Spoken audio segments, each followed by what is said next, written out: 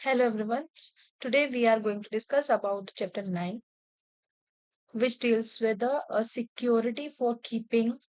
the peace and good behavior. ठीक है। देखो आज की क्लास में हम ये वाला चैप्टर डिस्कस करने जा रहे हैं। तो देखो इसमें हम जो हमारी एपीओ की प्री की सीरीज चल रही है, इसमें हम भारतीय नागरिक सुरक्षा संहिता 2023 के बारे में डिस्कस कर रहे हैं। ठीक है। तो चैप्टर 9 के अंदर हमारे प्रोविजंस कितने दे रखे हैं? 125 टू लेके 143 तक के प्रोविजंस हैं। ठीक है। लेकिन जो हमारा जो सिलेबस है एपीओ प्री का, उसके अकॉर्डिंग हमारे सेक्शन 125 से 129 तक के जो प्रोविजंस है, सिर्फ वही प्रोविजंस क्या उसमें रेलिवेंट है। तो हम सिर्फ उतना ही डिस्कस करेंगे जितना हमारे प्री के अंदर रेलिवेंट है। ठीक है। देखो इसमें क्या बोल रखा है, नेक्स्ट फर्स्ट सेक्शन क्या बोलता है इसका? 125। देखो इसका फर्स्ट 125 क्या बोलता है? सिक्योरिटी फॉर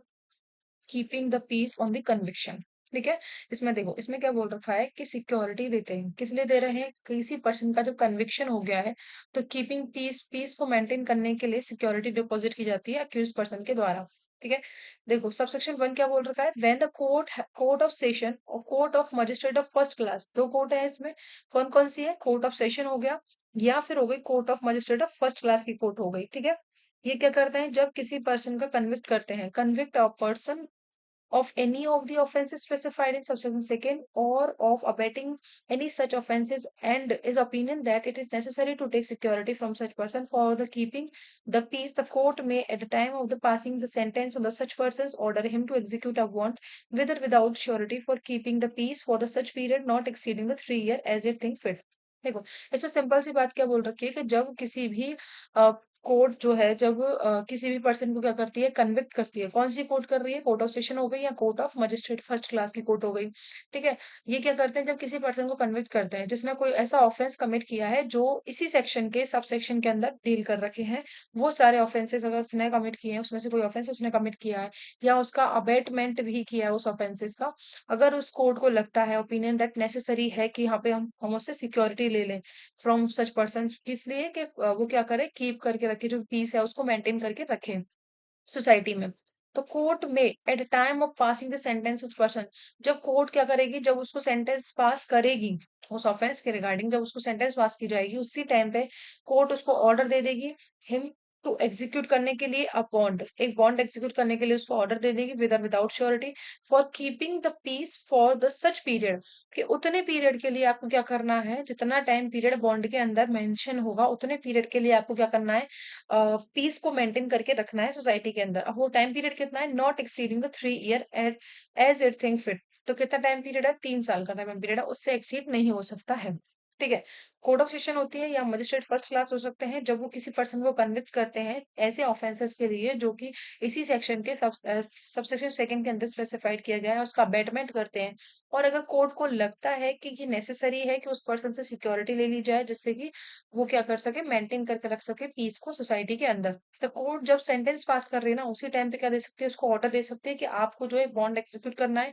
चाहे वो विद श्योरिटी हो चाहे विदाउट श्योरिटी हो। और ये ऑर्डर का पर्पस क्या है? कि आपको मेंटेन करके रखनी है, पीस को कीप करके रखना है। ठीक है। और वो बॉन्ड का टाइम पीरियड कितना है हमारा? नॉट एक्सीडिंग 3 ईयर, 3 साल से एक्सीड नहीं होगा, 3 साल तक का बॉन्ड का टाइम पीरियड होगा। ठीक है। सबसेक्शन सेकंड क्या बोल रखा है? The offences refer to in subsection 1 are. अब कौन कौन से ऑफेंसेस हैं? ठीक है। तो फर्स्ट बोल रखा है इसमें ए है, any offence punishable under chapter 8 of the Bharati Nyaya Samhita 2023 other than an offense punishable under 191, 194 and 195। देखो इसमें क्या बोल रखा है कि जो हमारे भारतीय न्याय संहिता 2023 का जो चैप्टर 8 है, चैप्टर 8 के अंदर उसमें क्या डील की गई है? चैप्टर 8 के अंदर दे रखा है कि अगर कोई ऑफेंसेस रिगार्डिंग जो आर्मी नेवी एयर फोर्स के रिगार्डिंग होते हैं, वो वाले ऑफेंसेस दे रखे हैं। ठीक है। लेकिन other than the offences punishable, लेकिन 191, 194, 195 के जो ऑफेंसेस है वो उसके अंदर नहीं होगा ये मैटर। ठीक है। वो ये सेक्शन इसमें कवर नहीं होंगे। ठीक है। 191 और इनमें क्या बोल रखा है? वो पब्लिक इक्वालिटी वाले आता है ना, जैसे राउटिंग वगैरह हो गया। ठीक है। एंड 194 के अंदर शायद एफरे है, एंड 195 में पब्लिक सर्वेंट को जो ऑब्स्ट्रक्ट करते हैं वो वाले ऑफेंसेस इसके अंदर कवर नहीं होंगे। दूसरा बोल रखा है any offence which consist of और इंक्लूड असॉल्ट और यूजिंग क्रिमिनल फोर्स कमिटिंग मिसचिफ, या फिर कोई ऐसा ऑफेंस है जिसके अंदर क्या होता है? हमारे असॉल्ट, कोई ऑफेंस है जिसमें हम असॉल्ट करते हैं या यूज करते हैं क्रिमिनल फोर्स को। ठीक है, या फिर हम क्या कर रहे हैं, मिसचिफ कमिट की जा रही है किसी पर्सन के द्वारा, या फिर क्या हो रहा है, सी बोल रखा है any offence of criminal intimidation, criminal intimidation का कोई ऑफेंस है। डी बोल रखा है any other offence which caused or which intended to be notified or intended or known to be likely to cause a breach of peace, या फिर कोई ऐसा कोई ऑफेंस है या उसकी इंटेंशन या नॉलेज है जिससे क्या हो सकती है, ब्रीच ऑफ पीस होती है। तो ये चारों ये जो भी कैटेगरी दे रखी है, इसमें से अगर कोई ऑफेंस कमिट करता है तो सबसेक्शन 1 के अंदर उसको ऑर्डर दे सकती है कोर्ट ऑफ सेशन या मजिस्ट्रेट फर्स्ट क्लास कि आपको क्या करना है, एक बॉन्ड एग्जीक्यूट करवाना पड़ेगा। ठीक है। थर्ड क्या बोल रखा है, if the conviction is set aside on the appeal otherwise the bond shall executed shall become void। अगर वो जो भी ये चीज कन्विक्शन जो अगर सेट असाइड हो जाती है, अपील के अंदर सेट असाइड हो जाती है, अदरवाइज किसी भी तरीके से रिवीजन वगैरह में भी हो जाती है, तो क्या कर दिया जाएगा, जो एग्जीक्यूटेड जो बॉन्ड है ना वो क्या हो जाएगा, void हो जाएगा, उसकी वैलिडिटी खत्म हो जाएगी, एक तरीके से शून्य हो जाएगा वो। फोर्थ बोलता है an order under this section may also be made by the appellate court or by a court when exercising its power of revision. ठीक है, देखो इसमें क्या बोल रखा है, जो भी ऑर्डर जो है ना वो और किस कोर्ट के द्वारा दिया जा सकता है, under this section may also be made किया जा सकता है बाय द अपीलेंट कोर्ट के द्वारा किया जा सकता है, या फिर court when exercising its power of revision, या फिर जो कोर्ट अपने रिवीजन की पावर एक्सरसाइज करेगी इस मैटर के अंदर उसके द्वारा भी ऑर्डर दिया। देखो जनरली इसमें जो ऑर्डर पास किया जाता है वो कोर्ट ऑफ सेशन के द्वारा या मजिस्ट्रेट फर्स्ट क्लास के द्वारा दिया जाता है। ठीक है, लेकिन अगर ऐसी कोई सिचुएशन आ जाती है तो ऑर्डर हमारे अपीलेंट कोर्ट या फिर जो रिवीजन कोर्ट जो पावर रिवीजन की एक्सरसाइज करती है ना, जो कोर्ट एक्सरसाइज करती है वो भी क्या कर सकती है, उसमें ऑर्डर दे सकती है। ठीक है, नेक्स्ट है हमारा 126। 126 में क्या बोल रखा है, security for keeping peace in other cases. इसमें हमने ऊपर वाले में देखी थी कन्विक्शन हो जाती है तब हम सिक्योरिटी उससे ले रहे हैं, और अदर सिचुएशन अब 126 में अदर सिचुएशन दे रखी है। ठीक है, देखो उसमें क्या बोल रखा है, व्हेन द एग्जीक्यूटिव मजिस्ट्रेट, अब मजिस्ट्रेट का भी रोल चेंज हो गया, अब हमारे एग्जीक्यूटिव मजिस्ट्रेट्स आ जाएंगे। तो when an executive magistrate receive information that any person is likely to commit a breach of peace, क्या ऑफेंसेस हो रहे हैं यहाँ पे, ब्रीच ऑफ पीस किया है उसने, कमिट ब्रीच ऑफ पीस किया है या डिस्टर्ब कर रहा है public tranquillity or to do any wrongful act, या फिर कोई रॉन्गफुल एक्ट कर रहा है। ठीक है, एट दैट में probably occasion a breach of peace और डिस्टर्ब द पब्लिक ट्रैंक्विलिटी। मतलब देखो कौन कौन से ऑफेंसेस हो रहे हैं, ब्रीच ऑफ पीस हो रही है, डिस्टर्बेंस हो रहा है पब्लिक ट्रैंक्विलिटी, या फिर कोई वो ऐसा रॉन्गफुल एक्ट कर रहा है जिसकी वजह से ब्रीच ऑफ पीस या डिस्टर्बेंस हो रही है, and is of opinion that there is a sufficient ground for proceeding, और ऐसा लगता है कोर्ट के ओपिनियन है कि ये सफिशिएंट ग्राउंड है, इसके ऊपर हम प्रोसीडिंग कर सकते हैं। ठीक है, तो he may in the manner here and after provided requires such person to show cause why he should not be ordered to execute a bond with or without surety for keeping the peace for the such period not exceeding the 1 year as the magistrate think fit। ठीक है, देखो अब इसमें क्या बोल रखा है, magistrate से आप क्या करेंगे, उसको रिक्वायर करेंगे, उसको एक अपॉर्चुनिटी दी जाती है, उसको एक मौका दिया जाएगा कि वो शो कॉज, मतलब वो इस चीज के रीजन से कि क्यों उसके ऊपर जो ऑर्डर है वो एग्जीक्यूट क्यों नहीं किया जाए। ठीक है, इसको अपॉर्चुनिटी दी जाती है कि अगर मजिस्ट्रेट जो है उसके ऊपर अगर उसको एक बॉन्ड भरवाते हैं, ऑर्डर उसके ऊपर उसको ऑर्डर दे देते हैं बॉन्ड एग्जीक्यूट करवाने का, तो ऐसे कौन से रीजंस हैं जिसकी वजह से उसको उसके ऊपर बॉन्ड एग्जीक्यूट करने के लिए ऑर्डर नहीं दिया जाए, वो रीजंस उसको दिखाने पड़ेंगे। ठीक है, किस लिए, for the keeping the peace of the such period not exceeding the 1 year. ठीक है, टाइम पीरियड कितना होगा, जो भी बॉन्ड एग्जीक्यूट हो रहा है कितना टाइम पीरियड होगा, 1 साल का पीरियड होगा। ऊपर वाले में हमने देखा था कितना था, 3 साल का पीरियड। सिंपल है कि एग्जीक्यूटिव मजिस्ट्रेट है, कोई भी एग्जीक्यूटिव मजिस्ट्रेट है, जब उनको कोई इन्फॉर्मेशन मिलती है कि कोई भी पर्सन क्या कर रहा है, ब्रीच ऑफ पीस कर रहा है या डिस्टर्ब कर रहा है पब्लिक ट्रैंक्विलिटी को, या कोई ऐसा रॉन्गफुल एक्ट कर रहा है जिससे ब्रीच ऑफ पीस या डिस्टर्बेंस हो रहा है, अगर उनको लगता है, उनको ओपिनियन में ऐसे आता है, उनको लगता है कि ये सफिशिएंट ग्राउंड है कि उसके हम प्रोसीडिंग कर सकते हैं और उससे बॉन्ड एग्जीक्यूट करवा सकते हैं for maintaining peace in the society for the period of 1 year. ठीक है, लेकिन उससे पहले वो क्या करेंगे, जो भी उसको एक अपॉर्चुनिटी देंगे, उसको एक मौका दिया जाएगा कि ऐसा वो मतलब why why he should not be order to execute a bond with or without surety, क्यों उसके ऊपर एक ऑर्डर ऑर्डर नहीं दिया जाए उसके अगेंस्ट में, ये शो कॉज उसको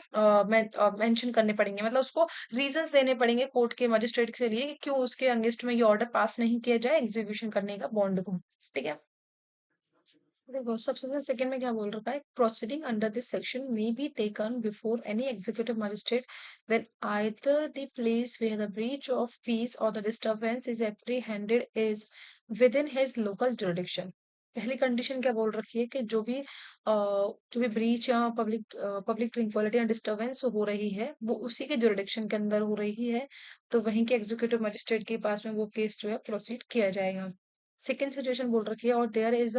is within such jurisdiction a person, person reside करता है उसी एग्जीक्यूटिव मजिस्ट्रेट के जुरिडिक्शन में रिजाइड करता है, हु इज लाइकली, लेकिन वो क्या करना चाह रहा है, is likely to commit a breach of peace or disturbance of public tranquillity or to any wrongful act as aforesaid beyond jurisdiction. ठीक है, रहता वो उसी एग्जीक्यूटिव मजिस्ट्रेट के जुरिडिक्शन में, लेकिन वो जो एक्ट कर रहा है, जो करना चाहता है, वो उसके दूसरे जुरिडिक्शन में, बियॉन्ड जुरिडिक्शन में जाके करना चाहता है। तो भी क्या होगा, जिस एग्जीक्यूटिव मजिस्ट्रेट के जुरिडिक्शन में वो रहता है ना, तो उसमें क्या होगा, उसी के सामने उसकी प्रोसीडिंग चलेगी, उसी के सामने उसको प्रोड्यूस किया जाएगा। ठीक है, 127 क्या बोल रखा है,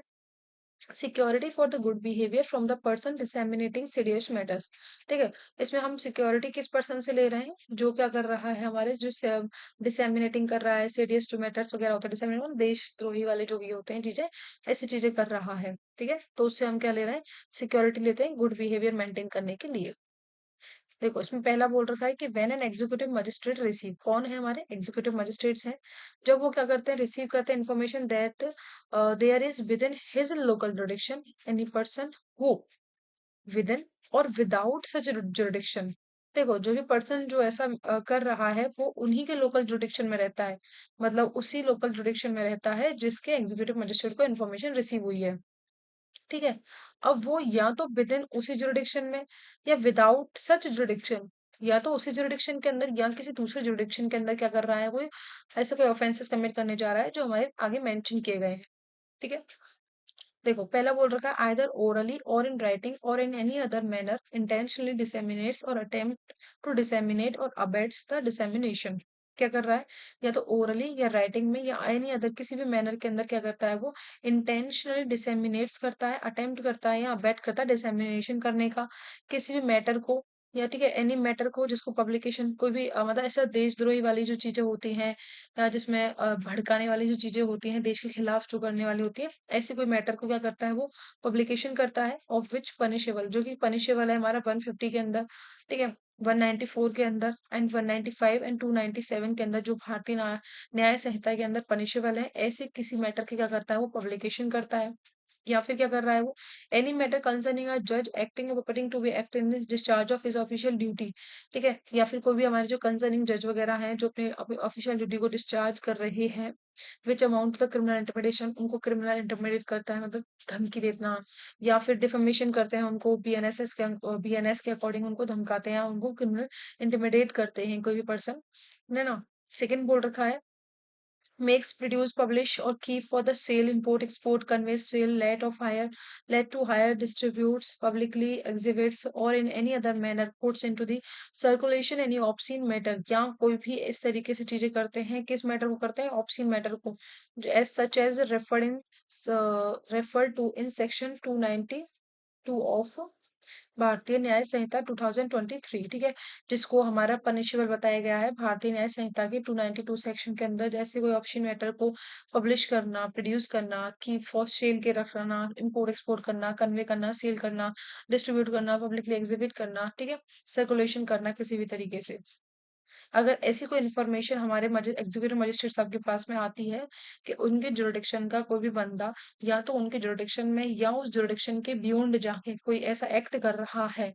ठीक है, तो क्या करेंगे, एंड सच मजिस्ट्रेट ओपिनियन, या फिर मजिस्ट्रेट को ओपिनियन में लगता है कि ये जो भी ग्राउंड है ये सफिशियंट है उसके ऊपर प्रोसीडिंग करने के लिए, तो मजिस्ट्रेट क्या करेंगे, may if in the manner here and after provided require such person to show cause notice why should not we order to execute a bond with or without surety for his good। ठीक है, उससे एक bond भरवाएंगे magistrate साहब, क्या करेंगे, मे उससे क्या करवाएंगे, एक बॉन्ड भरवाएंगे उसको गुड बिहेवियर को मेंटेन करने के लिए, कितने पीरियड के लिए, नॉट एक्सीडिंग 1 ईयर। ठीक है, देखो ऐसा कोई भी मैटर है जो इस तरीके के, जो हमारे मेंशन कर रखा है क्लॉज 1 और 2 के अंदर, जो भी मैटर है जो मेंशन कर रखा है, अगर एग्जीक्यूटिव मजिस्ट्रेट को इसके रिगार्डिंग कोई इन्फॉर्मेशन रिसीव होती है कि उनके जुरिडिक्शन का कोई भी पर्सन, या तो उसी जुरिडिक्शन में या उसके बियॉन्ड जुरिडिक्शन में जाके ऐसे कोई डिसेमिनेट करता है, पब्लिश करता है, या किसी जज के अगेंस्ट में क्रिमिनल इंटिमिडेट करता है, या उसको डिफेम करता है, या कोई ऑब्सिन मैटर है जो 292 ऑफ बीएनएस के अंदर पनिशेबल है, उसको प्रोड्यूस पब्लिश करता है, उसको सेल करता है, डिस्ट्रीब्यूट करता है, पब्लिकली एग्जिबिट करता है, और या मजिस्ट्रेट साहब को लगता है कि ये सफिशिएंट ग्राउंड्स हैं उसके ऊपर प्रोसीडिंग करने के, तो मजिस्ट्रेट साहब क्या करेंगे, उसके ऊपर एक बॉन्ड एग्जीक्यूट करवा देंगे उससे, किस लिए करवाएंगे? फॉर द गुड बिहेवियर के लिए, कि वो अपने सोसाइटी में क्या करे, गुड बिहेवियर को मेंटेन करके रखे। और इसके लिए टाइम पीरियड कितना दे रखा है? 1 साल तक वो क्या करेगा, 1 साल का टाइम पीरियड है।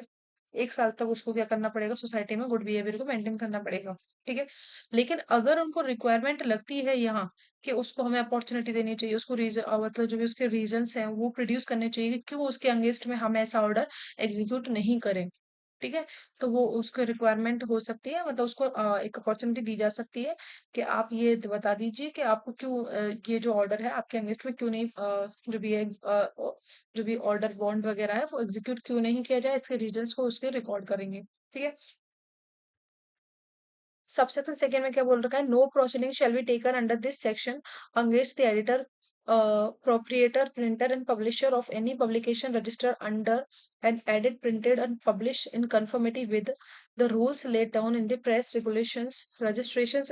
of the Periodical Act 2023, with a reference to any matter containing such a public, except by the order of the under the authority, except by the order or under the authority of the state government or some official empowered by the state government in this behalf. देखो, section second क्या बोल रखा है कि no proceeding shall be taken under this section against the editor, proprietor, printer, publisher of any publication registrar registered under. ठीक है। तो कोई भी एडिटर है, प्रोप्राइटर है, प्रिंटर है, पब्लिशर है, ठीक है, कोई भी पब्लिकेशन करते हैं वो, जो कि रजिस्टर है हमारे अंडर द एडिटेड है, प्रिंटेड है, पब्लिश्ड है, कंफर्मिटी विद रूल्स जो लेट डाउन किए गए हैं हमारे press registration of periodical act 2003 के अंदर, जिसको रजिस्टर्ड किया गया है, एडिटेड किया गया है, ऐसे किसी भी रजिस्टर वो एडिटर जो होते हैं, प्रिंटर पब्लिशर्स होते हैं, उनके अगेंस्ट में कोई प्रोसीडिंग इनिशिएट नहीं की जाएगी। ठीक है। With reference to the any other matter content in any such publication, जो भी पब्लिकेशन में जो भी मैटर है उसके कंसर्न उसके रिगार्डिंग उनके ऊपर कोई भी प्रोसीडिंग इनिशिएट नहीं की जाएगी। लेकिन इसका एक एक्सेप्शन है। एक्सेप्शन क्या बोलता है? Except by the order or under the authority of the state government or some officer empowered by the state government in this behalf. लेकिन अगर कोई ऑर्डर होता है या फिर स्टेट गवर्नमेंट के अथॉरिटी में या कोई ऑफिसर हैं जो एम्पावर किए गए स्टेट गवर्नमेंट ने, तो ऐसी चीजें हो सकती हैं, अदरवाइज उनके ऊपर कोई भी प्रोसीडिंग इनिशिएट नहीं की जाएगी। 128 क्या बोल रखा है? 128 में बोल रखा है security for good behaviour from the suspected person. ठीक है। सस्पेक्टेड पर्सन से भी हम क्या ले सकते हैं? सिक्योरिटी ले सकते हैं to maintain the good behaviour in society. 128 बोलता है when the executive magistrate,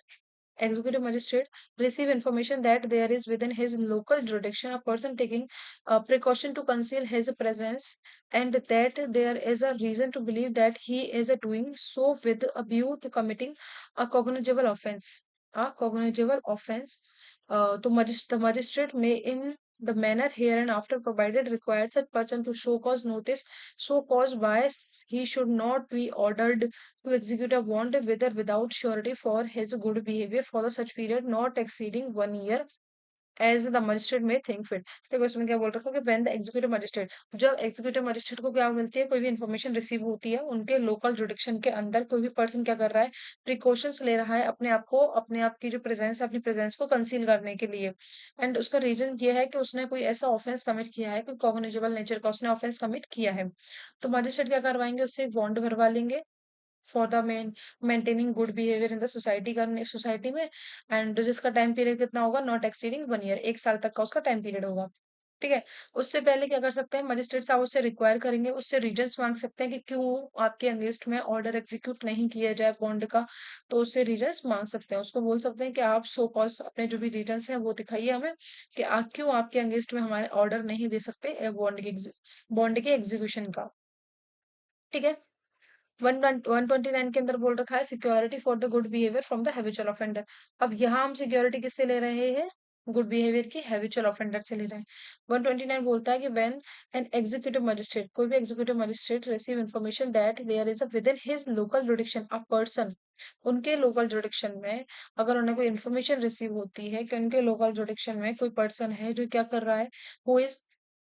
first बोल रखा है इसमें, is by habits or robber, house breaker, thief and forger. ठीक है। वो क्या है, अपनी हैबिट से रॉबर है, हाउस ब्रेकर, थीफ है, फॉर्जर है। Or is by the habit of receive stolen property knowing the same to be stolen. ठीक है। जानबूझ के स्टोलन प्रॉपर्टी को रिसीव करता है। Habitually protect or habitually protects or harbours thieves or aid in the concealment the disposal stone property. ठीक है। इस तरह की जो स्टोन प्रॉपर्टीज होती हैं, हार्वर्स थीव्स वगैरह होते हैं, उनको प्रोटेक्ट करता है, एंड उसको क्या करता है, प्रॉपर्टीज वगैरह को डिस्पोज, जो भी प्रॉपर्टीज है स्टोन प्रॉपर्टी, उनको क्या करता है, कंसीलमेंट करता है उनका, एड करता है उनको कंसीलमेंट करने में, डिस्पोज ऑफ करने में। डी बोलता है हैबिचुअली कमिट्स और अटेम्प्ट टू कमिट और abate the commission of an offence of kidnapping, abduction, extortion, cheating of mischief or any of the offense punishable under chapter 12 of the BNS of the 2023 under the section 176, 177, 178, 179 of the uh, भारतीय न्याय संहिता। ठीक है, या फिर क्या कर रहा है, habitually commit करता है, अटेम्प्ट टू कमिट करता है, अबेट करता है। ठीक है, क्या करता है वो, किसी ऐसे ऑफेंस का जिसमें किडनैपिंग है, अबडक्शन, एक्सटॉर्शन, चीटिंग, मिसचीफ, या फिर ऐसे कोई ऑफेंस जो हमारे चैप्टर 12 के अंदर पनिशेबल होता है। चैप्टर 12 में क्या दे रखा है, पब्लिक सर्वेंट के जो रिगार्डिंग होते हैं, या कोई हमारे जो सेक्शन है 176, 177, 178, 179, 176 में क्या होता है, जो इलीगल तरीके से पेमेंट वगैरह लेते हैं इलेक्शन के रिगार्डिंग। ठीक है, एंड 177 में बोल रखा है फेलियर टू कीप, जो इलेक्शंस के अकाउंट को फेलियर, इलेक्शन के जो अकाउंट्स वगैरह होते हैं उनको मेंटेन करने में जो फेलियर हो जाता है। ठीक है, 178 के अंदर होता है काउंटर वेटिंग कॉइन्स वगैरह। 179 में बोल रखा है यूजिंग करते हैं genuine forged and counter waiting currency वगैरह को, गवर्नमेंट स्टैम्प्स वगैरह। ठीक है, उसके रिगार्डिंग अगर ऐसा कोई ऑफेंस करता है, उसका अबेट करता है या उसका अटेम्प्ट करते हैं, या हैबिचुअली कमिट और अटेम्प्ट टू कमिट और abate the commission of an offence involving the breach of piece कर रहे हैं, या हैबिचुअली कमिट और अबेट टू कमिट और अबेट करते हैं क्या, any offense under one or more of the following acts, namely drugs and cosmetic act 1940, the for foreigners act 1946, employees provident fund and miscellaneous provisions act 1952, and essential commodity act 1955, protection of the civil rights act 1955, the customs act 1962, the food and the food safety and standards act 2006। ठीक है, and ठीक है, तो first के अंदर हमारे ये दे रखा है, सेकंड में क्या बोल रखा है, any offence punishable under any other law for the time, sorry, second क्या बोल रखा है, any offence punishable under any other law providing for the prevention of the prevention the hoarding और प्रॉफिटेरिंग और अडल्टरिंग फूड्स, ड्रग्स और करप्शन एक्ट। ठीक है, इस तरीके के जो एक्ट किए जाते हैं, या जी लास्ट बोल रखा है, is so desperate or and dangerous to the render has being a large without security hazardous to community. मतलब ऐसा कोई एक्ट करता है जो कि कम्युनिटी एट लार्ज को क्या करता है, हजार्डियस, डेंजरस है। ठीक है, then such magistrate may, if in the manner here and after provided, require such person to show cause why he should not be ordered to execute a bond, मतलब उससे reasons मांगे कि क्यों उसके against में हम एक बॉन्ड एग्जीक्यूट करने का ऑर्डर नहीं दे, इसके उससे रीजंस मांगेंगे। ठीक है, without security and for his good behaviour for the such period not exceeding 3 year as the magistrate may think fit. ठीक है, तो देखो इसमें क्या बोल रखा है, 129 के अंदर बोल रखा है कि अगर एग्जीक्यूटिव मजिस्ट्रेट को कोई ऐसी इन्फॉर्मेशन रिसीव होती है कि उसके लोकल जुडिक्शन में कोई पर्सन हैबिचुअली रॉबर वगैरह है, या रिसीव करता है स्टोलन प्रॉपर्टी को, या प्रोटेक्ट करता है, या एडिंग करता है डिस्पोजल ऑफ करने, कंसीलमेंट करने स्टोलन प्रॉपर्टीज को, या किडनैपिंग, अबडक्शन, या काउंटरफेटिंग करेंसी वगैरह, स्टैम्प्स वगैरह का ऐसा कुछ करता है। ठीक है, जो डी के अंदर दे रखे हैं, या फिर क्या करता है, ब्रीच ऑफ पीस कर रहा है, या फिर कोई ऐसे ऑफेंसेस कर रखा है जिसमें ड्रग्स, कॉस्मेटिक एक्ट, या फिर फॉरेनर्स के अगेंस्ट में, या कोई प्रोविडेंट फंड के regarding, essential commodity, protection of civil rights act के अंदर कोई एक्ट कर ऑफेंस कमिट कर रहा है, कस्टम्स एक्ट के अंदर फूड एंड सेफ्टी वाला, या फिर क्या कर रहा है वो, प्रॉफिटेरिंग, अडल्ट्रेशन कर रहे हैं फूड्स वगैरह को, ड्रग्स वगैरह को, करप्शन कर रहे हैं, या फिर ऐसा कोई एक्ट कर रहे हैं जो कि हजार्ड, जो कि डेंजरस है, एट लार्ज सोसाइटी को डेंजरस है। ठीक है, एंड तो अगर मजिस्ट्रेट को लगता है तो वहां उनसे क्या कर सकते हैं, गुड बिहेवियर के लिए, कि आपको मेंटेन करना होगा गुड बिहेवियर, इसके लिए आप एक बॉन्ड एग्जीक्यूट करवा सकते हैं, कितने टाइम पीरियड के लिए, 3 year के लिए उससे क्या करवा सकते हैं, बॉन्ड बनवा सकते हैं। ठीक है, अगर मजिस्ट्रेट साहब लगता है कि उससे तो उससे रीजंस मांग सकते हैं कि क्यों उसके अगेंस्ट में ऐसा ऑर्डर नहीं दिया जाए एग्जीक्यूशन का, बॉन्ड के एग्जीक्यूशन का। ठीक है, तो इसमें टाइम पीरियड कितना है, 3 साल का है, एग्जीक्यूटिव मजिस्ट्रेट साहब करते हैं, और ये सारी लिस्ट दे रखी है कि अगर ऐसा ऐसा ऑफेंस होता है। 128 में भी एग्जीक्यूटिव मजिस्ट्रेट साहब थे, इसमें एक टाइम पीरियड कितना था, 1 साल का था, लेकिन इसमें नेचर कैसा था ऑफेंस का, कि जिसमें वो अपने आप को प्रिकॉशंस ले रहा है अपने आप को कंसील करने में, कि उसकी प्रेजेंस जो है वो किसी के सामने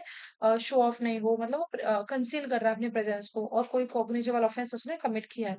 तो उससे क्या करवा लेंगे, बॉन्ड के लिए कितना, 1 साल का, 1 साल तक का बॉन्ड के बॉन्ड भरवा लेंगे उससे, गुड बिहेवियर को मेंटेन करने के लिए। 127 में हमने क्या दे रखा था, इसमें भी एक लिस्ट दे रखी है कि अगर एग्जीक्यूटिव मजिस्ट्रेट के पास कोई इन्फॉर्मेशन आती है कि किसी पर्सन ने, उनके जुडिक्शन के पर्सन ने उनके जुडिक्शन में या बियॉन्ड जाके कोई ऐसा ऑफेंड कमिट किया है जिसे मेंशन है, तो बॉन्ड भरवा लेंगे उससे भी, गुड बिहेवियर को मेंटेन करने के लिए, कितने पीरियड के लिए, 1 साल के पीरियड के लिए। ठीक है। देन 126 में क्या बोल रखा था, एग्जीक्यूटिव मजिस्ट्रेट हावी है इसमें, इसमें ब्रीच ऑफ पीस हो रही है, पब्लिक इक्वालिटी होती है, क्योंकि रॉन्गफुल एक्ट हो रहा है जिसकी वजह से breach of piece and disturbance हो रहा है, तो उससे क्या करवा लेंगे, वो बॉन्ड भरवा लेंगे, कितने टाइम पीरियड के लिए भरवा लेंगे, जो भी उसमें भी टाइम है, 1 साल का ही दे रखा है हमारा। ठीक है। एंड इससे पहले हमारा 125 है जिसमें कोर्ट ऑफ सेशन, 125 है जिसमें हमारा सिर्फ कोर्ट ऑफ सेशन के बारे में बात की गई है, and judicial magistrate first class है, बाकी जितने भी सेक्शंस हमने देखे थे उनमें एग्जीक्यूटिव मजिस्ट्रेट साहब है। और एक 125 एंड 129 के अंदर 3 ईयर का पीरियड है, बाकी सारे में 1 1 ईयर का पीरियड है। ठीक है। तो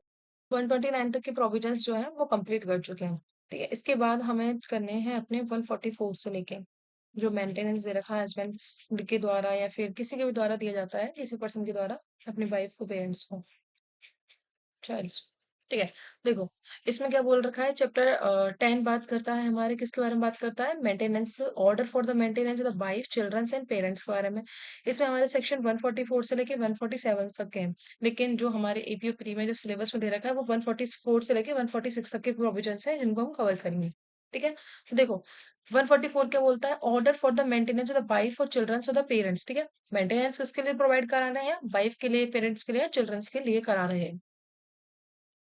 ठीक है, फर्स्ट बोलता है, if any person having sufficient means neglect और रिफ्यूज टू मेंटेन। अगर कोई पर्सन है जिसके पास में सफिशिएंट मींस है, वो क्या कर देता है, सफिशिएंट मींस है, वो क्या कर देता है, नेग्लेक्ट कर देता है या रिफ्यूज कर देता है टू मेंटेन करने के लिए, किसको मेंटेन करने के लिए, हिज वाइफ को,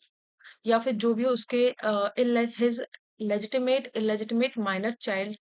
ठीक है, या फिर हिज लेजिटिमेट इलेजिटिमेट चाइल्ड, और जिसने क्या कर ली है, जिसने अटेंड कर ली है, क्या मेजोरिटी अटेंड कर ली है। ठीक है, या फिर हिज फादर और मदर, या फिर उसके जो भी फादर हैं, मदर हैं, उनको। और देखो, इनकी कंडीशन क्या है कि कब इनको रिफ्यूज किया जा रहा है, या फिर कौन सी सिचुएशन है जब वो मेंटेनेंस रिसीव कर सकते हैं, कोर्ट के पास जा सकते हैं। ठीक है, तो एक ही कंडीशन है, जब वाइफ हो, वो अनेबल है अपने आप को मेंटेन करने के लिए, या फिर जो भी लेजिटिमेट इलेजिटिमेट चाइल्ड है, चाहे वो मैरिड हो चाहे नहीं हो, लेकिन वो क्या अनेबल है अपने आप को मेंटेन करने के लिए, या जो भी हमारे लेजिटिमेट इलेजिटिमेट चाइल्ड है, और वेयर द चाइल्ड जो है, by reason of the physical mental abnormality and injury unable है। ठीक है, बच्चे को इस तरीके से कोई फिजिकल या मेंटल कोई अबनॉर्मलिटी है, या कोई इस तरीके की कोई इंजरी है जिसकी वजह से अपने आप को मेंटेन करने में वो सक्षम नहीं है, या उसके फादर और मदर हैं जो कि अनेबल हैं अपने आप को मेंटेन करने के लिए। ठीक है, तो ये सिचुएशन है, इनके अंदर क्या कर सकता है, ये लोग एप्लीकेशन दे सकते हैं जुडिशियल मजिस्ट्रेट साहब के पास में। अब कौन से जुडिशियल मजिस्ट्रेट साहब है, तो देखो, ये है judicial magistrate first class. Judicial magistrate first class क्या कर सकते हैं, इसमें ऑर्डर दे सकते हैं। ठीक है, यह हमने जो बात कर रहे थे फीमेल लेजिटिमेट इलेजिटिमेट चाइल्ड, इसमें जो हमारी मैरिड डॉटर जो होती है उसको इंक्लूड नहीं किया था, क्योंकि बच्चे ने क्या कर लिया, मेजोरिटी अटेंड कर ली है। ठीक है, एंड जब मैरिड जो डॉटर होती है, जब वो अपनी अटेंड कर लेती है, देन उसकी जब मैरिड हो जाती है, उसकी शादी हो जाती है, तो उसकी रिस्पॉन्सिबिलिटी किससे होती है, उसके हस्बैंड की होती है, ना कि फादर या फिर उसके भी जो भी इधर की जो भी फैमिली होती है उसकी नहीं होती है, जो बायोलॉजिकल पेरेंट्स वगैरह होता है उनकी रिस्पॉन्सिबिलिटी नहीं होती है। उसकी रिस्पॉन्सिबिलिटी जो मैरिड डॉटर होती है उसकी रिस्पॉन्सिबिलिटी फादर या इन लॉज की होती है, तो इसीलिए इसको यहाँ से एक्सक्लूड कर दिया है। ठीक है,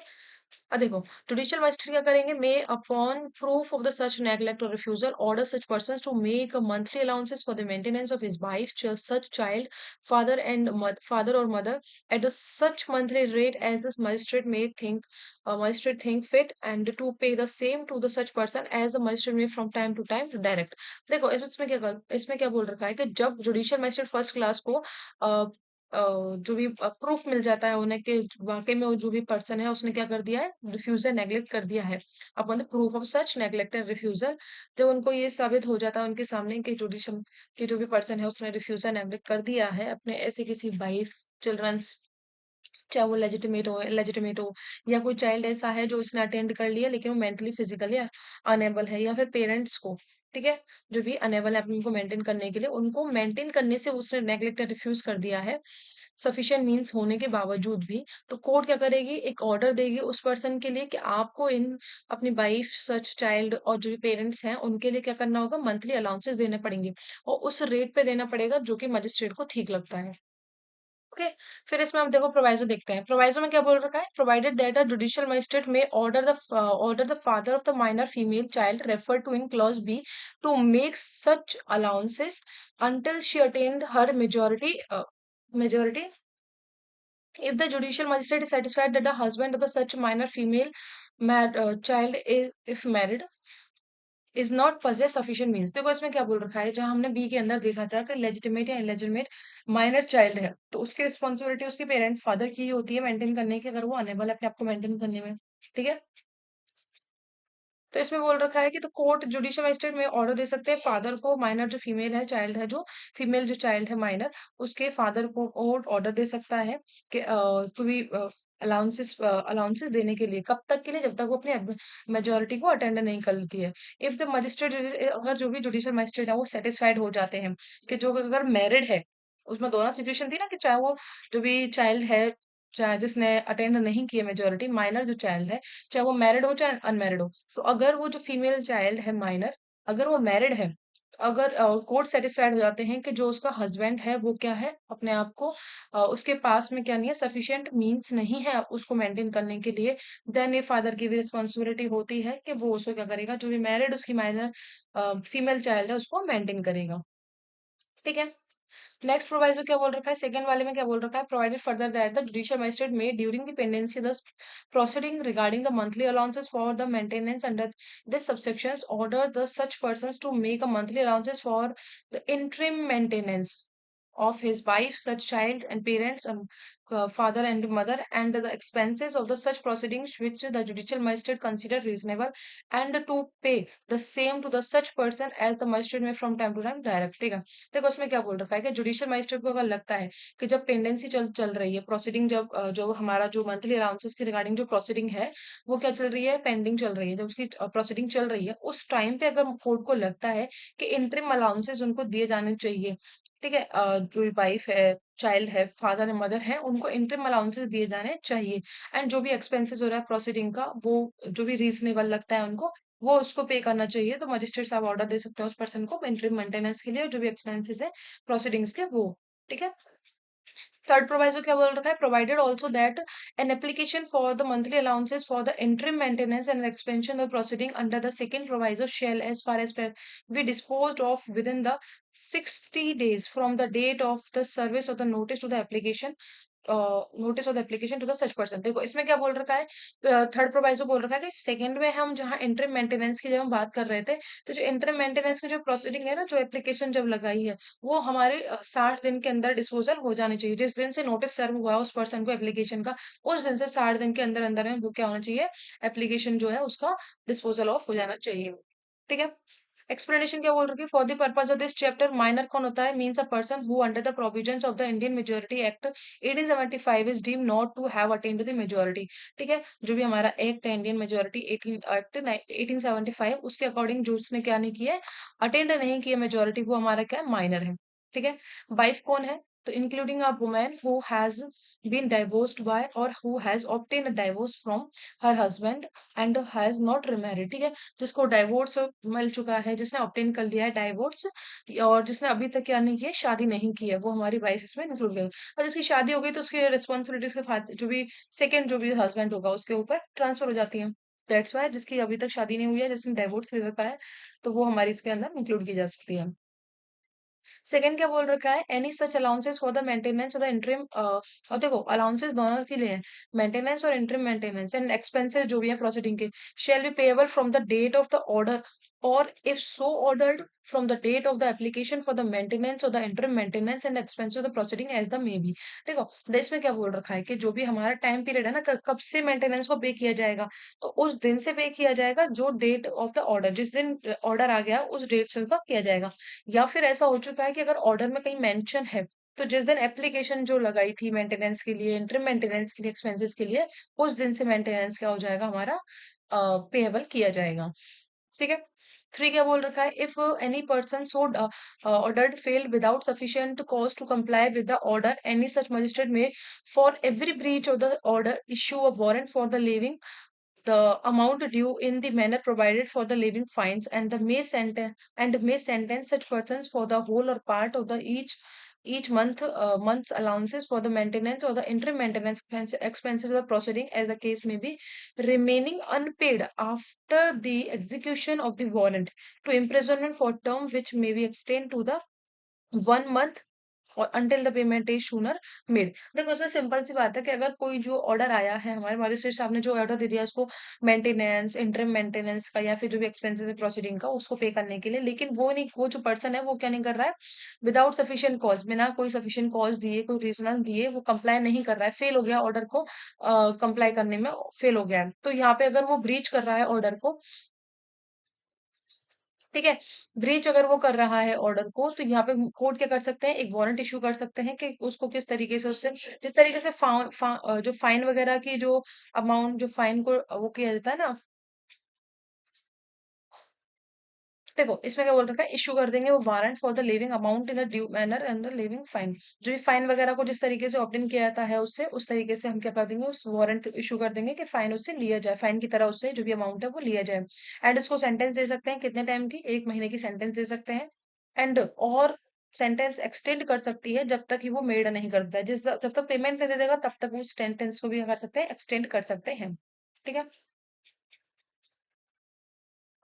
नेक्स्ट में प्रोवाइजो क्या बोल रखा है, provided that no warrant shall be issued for the recovery of any amount due under this sections unless the application has been made to the court to levy such amount within the period of 1 year from the date of which it become due. देखो इसमें क्या बोल रखा है कि court को ऐसे एकदम से अचानक से कोर्ट क्या नहीं करेगा, वारंट इशू नहीं करेगा, जब तक कोर्ट के नॉलेज में नहीं आएगी वो चीजें, तब तक क्या नहीं किया जाएगा, कोर्ट ये ऑर्डर वगैरह नहीं दे सकता है वारंट के लिए, या पनिशमेंट के लिए जो भी है, उसके सेंटेंस वगैरह के लिए ऑर्डर नहीं दे सकता है, कब तक नहीं देगा, अगर जो भी पार्टी है जिसको मेंटेनेंस चाहिए अगर वो एप्लीकेशन डाल देती है, ठीक है, एप्लीकेशन जब मेड की जाती है कोर्ट के पास में, और ये कब होनी चाहिए, जिस दिन से ड्यू हुआ है ना, जिस दिन से पेमेंट क्या हुआ है, ड्यू हुआ है, उस दिन से 1 साल के अंदर अंदर आपको क्या करना है, कोर्ट में एप्लीकेशन देनी है, तभी कोर्ट क्या कर सकता है, वारंट इशू कर सकता है फॉर द रिकवरी करने के लिए अमाउंट जो भी ड्यू है इस सेक्शन के अंदर,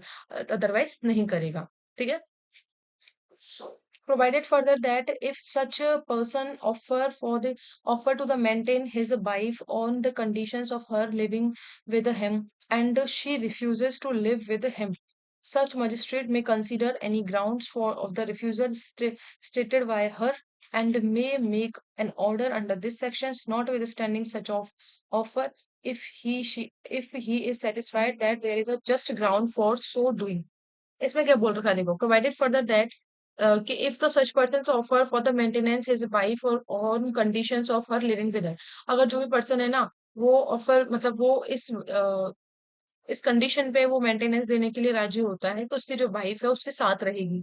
and she refuses to live with him, लेकिन वो जो वाइफ है वो मना कर देती है रहने से उसके साथ में, तो मजिस्ट्रेट क्या करेगा, जो ग्राउंड्स है ना उसके रिफ्यूजल करने के, जो भी वाइफ ने किन ग्राउंड्स के ऊपर रिफ्यूजल किया है उनको कंसिडर करेगी, and may make an order under this section, और वो जो भी ऑर्डर होगा वो उसमें देगी कोर्ट, जो भी है मजिस्ट्रेट साहब, अगर उनको लगता है, जो भी कंसिडर करेंगे ग्राउंड्स को कि किन ग्राउंड के बेसिस पे उसने रिफ्यूज किया उसके साथ रहने से, तो वो कंसीडर करने के बाद ही एक ऑर्डर पास करेंगे दिस सेक्शन के अंदर, notwithstanding such offer, उससे ऑफर क्या है उससे कोई मतलब नहीं है, if he is satisfied that there is just ground for doing so, अगर उनको लगता है कि वाकई में जो भी ग्राउंड्स वगैरह हैं ऐसा उसके रिफ्यूजल के जो भी ग्राउंड्स हैं वो सफिशिएंट ग्राउंड्स हैं, तो ऑफर के अकॉर्डिंग जो भी ऑफर उसने दिया है ना उसको रिफ्यूज करते हुए अपने अपने अपने अनुसार क्या कर देंगे, मजिस्ट्रेट साहब ऑर्डर पास कर देंगे, ठीक है।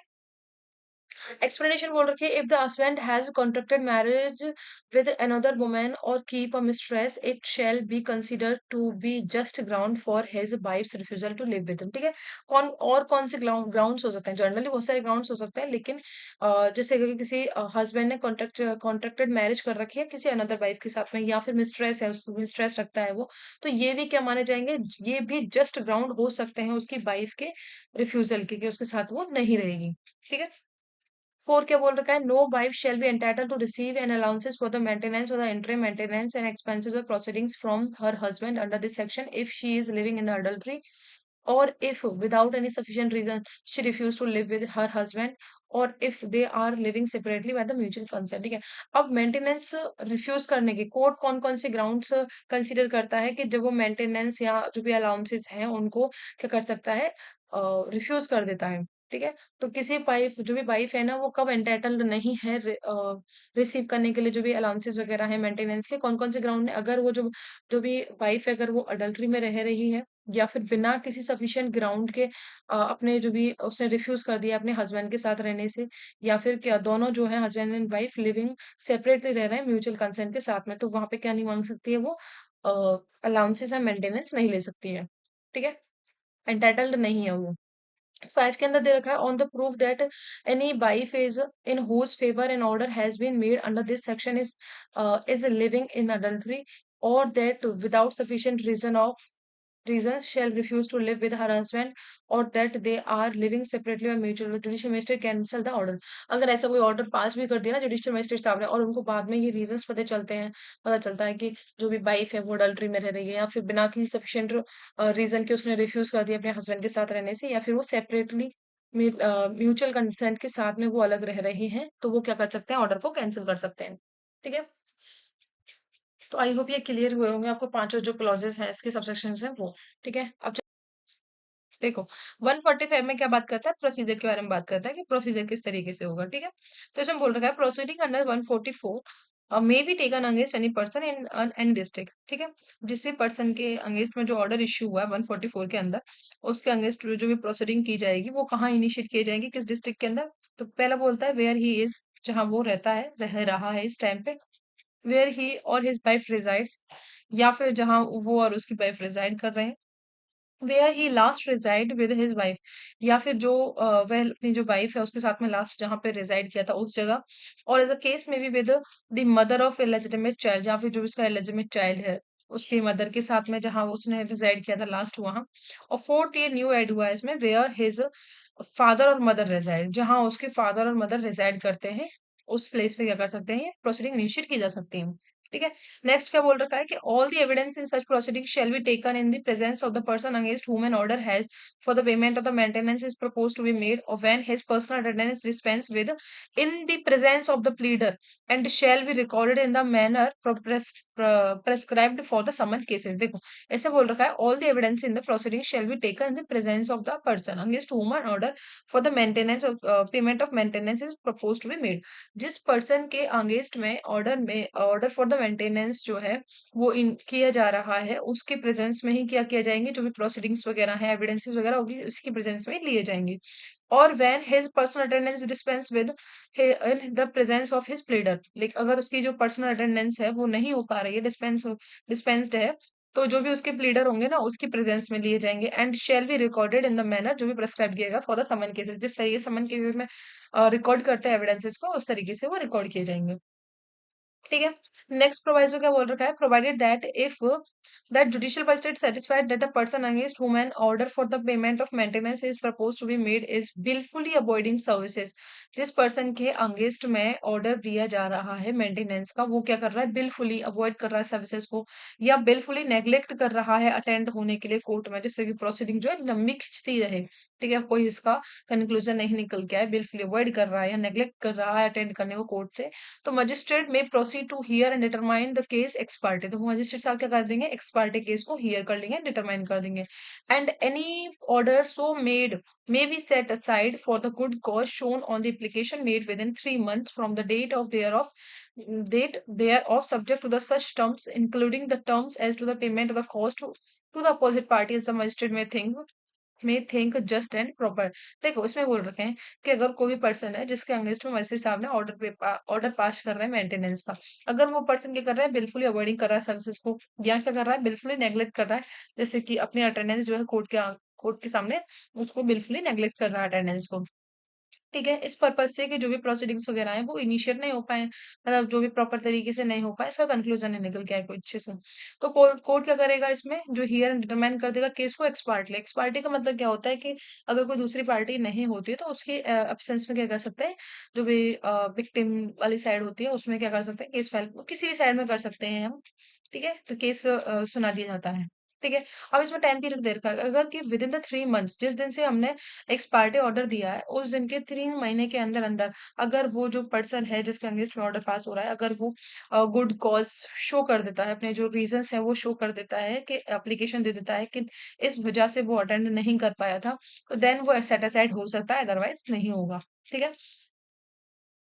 थर्ड क्या बोल रखा था, court in the dealing with the application under section 144 shall have the power to make such order as to cost as may be just. ठीक है। कोर्ट जो डीलिंग कर रहे हैं एप्लीकेशन के अंदर 144 में, उनके पास पावर होती है कि वो ऐसा ऑर्डर दे सकते हैं, जो भी कॉस्ट होगी, जस्ट जो भी जस्ट एंड रीजनेबल कॉस्ट के रिगार्डिंग क्या कर सकते हैं, वो ऑर्डर दे सकते हैं। ठीक है। देन हमारा आता है 146, इसमें बात करते हैं अडल्ट्रेशन इन द अलाउंसेस, कि जो भी अलाउंसेस वगैरह हैं उनमें अडल्ट्रेशन हो सकती है कि नहीं, और किस तरीके से की जा सकती है। तो इसमें बोल रखा है पहला, कि on proof of the charge in the circumstances the case circumstances of any person receiving under the section 144 a monthly allowances for the maintenance और द इंटरिम मेंटेनेंस और the order under the same sections to pay a monthly allowances for the maintenance or the interim maintenance to his wife, children's child, parent, father and mother as the case may be, and magistrate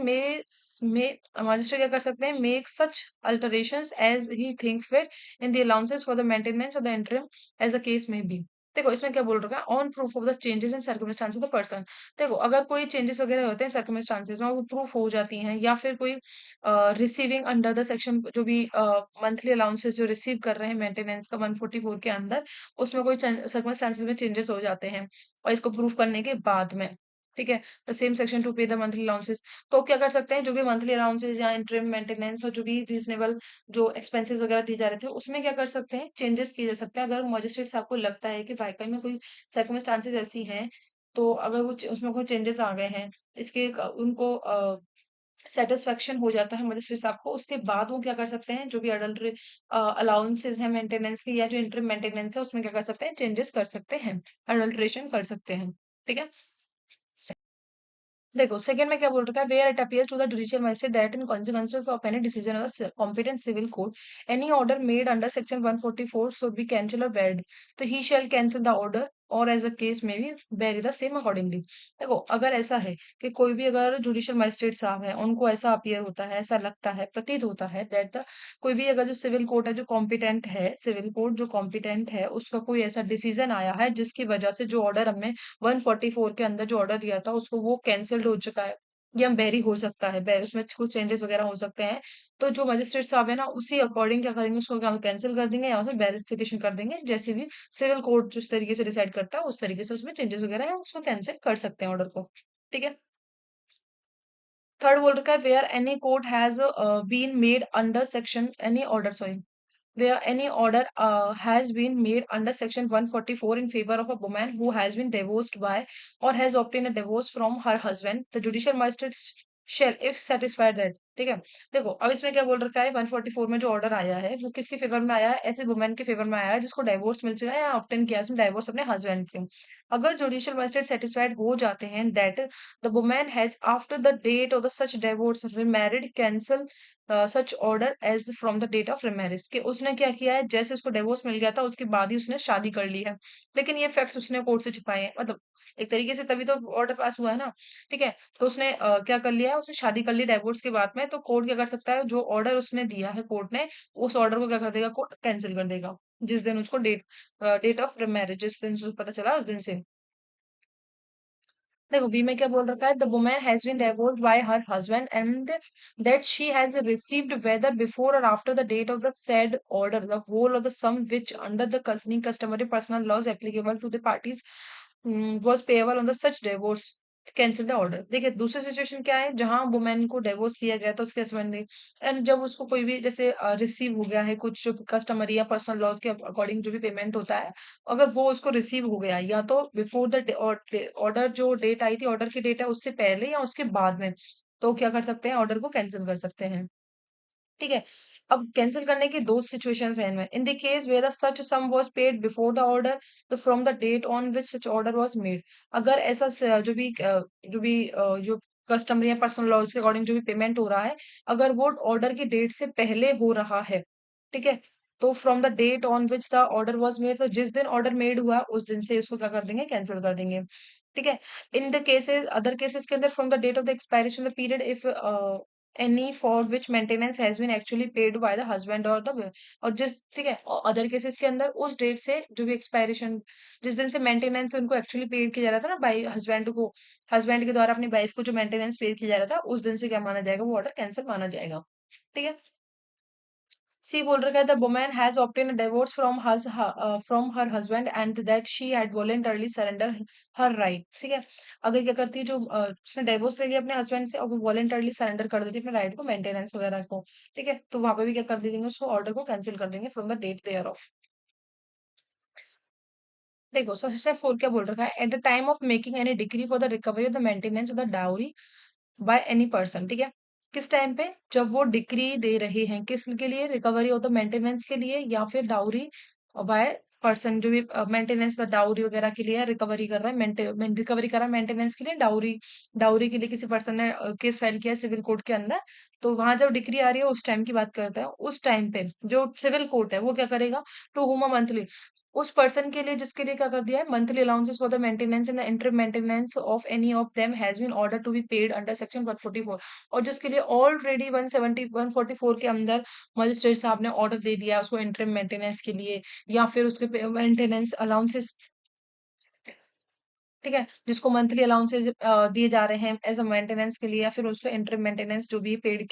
किए जा रहा है उसके लिए under the section 144 के according जो order आया उसमें। ठीक है। तो the civil court shall take account to the such sum, तो सिविल कोर्ट क्या करेगा, जब वो ये डिग्री वगैरह डिसाइड कर रहे हैं उस टाइम पे जो भी अकाउंट ऑफ सम है ना, जो मेंटेनेंस वगैरह दिया जा रहा है 144 के अंदर, जो पेड किया जा रहा है या जो रिकवर किया गया है उस टाइम पे, उसको ध्यान में रखते ही क्या करेगा, such person as monthly allowances for the maintenance of the interim or any interim maintenance or any of them as the case may be pursuant of the said order। तो क्या करेगा सिविल कोर्ट, क्या करेगा उस amount को क्या करेगा, consider करने के बाद ही वो ऑर्डर पास करेगा जो भी डिग्री वगैरह में। देखो कोई भी पर्सन है, जब वो अपना एक तो सिविल केस फाइल कर दिया उसने, और एक उसने 144 के अंदर जो भी मेंटेनेंस है, इंटरम मेंटेनेंस है, जो भी ऑर्डर है या रीजनेबल एक्सपेंसेस हैं प्रोसीडिंग्स के, वो सारे उसने रिसीव कर लिए 144 के अंदर। ठीक है। अब उसने सिविल के जो भी केस है वो फाइल कर दिया सिविल कोर्ट के अंदर, रिकवरी करने के लिए मेंटेनेंस को या डाउरी वगैरह को, ये सारे। तो जब कोर्ट जो है, जो सिविल कोर्ट है, जब वो डिग्री पास करेगा ना इसके रिगार्डिंग, रिकवरी या मेंटेनेंस डाउरी वगैरह के रिगार्डिंग जब करेगा, तो वो पहले ये अलाउंसेस जो दिए जा रहे हैं उसको मेंटेनेंस के, या इंटरिम मेंटेनेंस जो दिया गया है ना, उसको देखेंगे, उसको कंसीडर करेंगे, देन उसके बाद ही क्या कर सकते हैं, कोई ऑर्डर पास करेंगे इन pursuance of the said order. जो ऑर्डर आया 144 उसके परसुएंस में ही वो अमाउंट पे किया जाएगा। ठीक है। जो रिकवरी में जो उसने सिविल कोर्ट के अंदर सूट फाइल किया उसके अंदर। ठीक है। तो आई होप आपको यहाँ तक क्लियर हुआ होगा। ठीक है। तो इतना ही है, अब इसके आगे का जो भी है हमारा, वो 1 या 2 दिन में कंप्लीट हो जाएगा। So thank you, have a nice day.